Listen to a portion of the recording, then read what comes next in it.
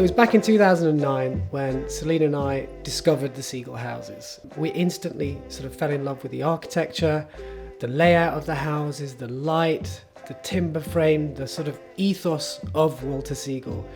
And the principles of the modular system especially.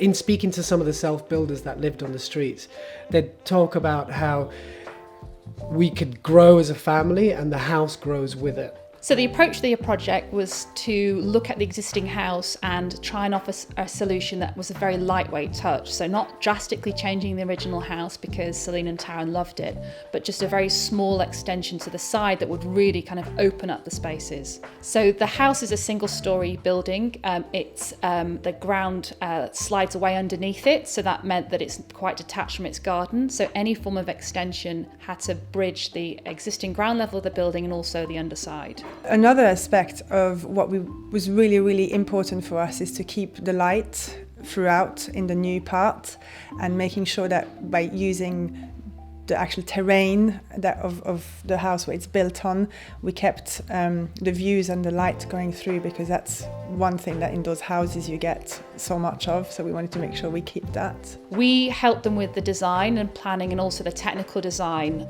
for the spaces, and then Celine very much drove the project on site. We would come and help support them, and we also helped them with kind of answering any site queries, but that meant it was a real collaboration. Kind of architectural and design input, but then the client driving the self-build element themselves. The material strategy was a really important way to approach the environmental design of the project. We had to minimise waste, so that's why we used off-the-shelf products. And this was in line with how Segal and would have originally designed the building, and also how the homeowners did the self-build it themselves. So that was really important.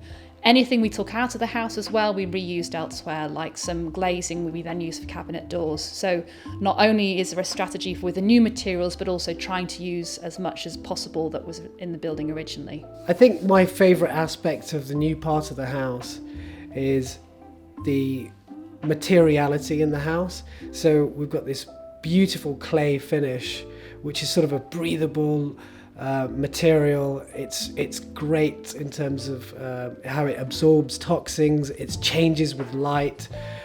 So we've got that alongside this wooden panelled walls, and it's just really marries well with the views outside. We can have a space downstairs where we can do our work, we can be up here with the whole family.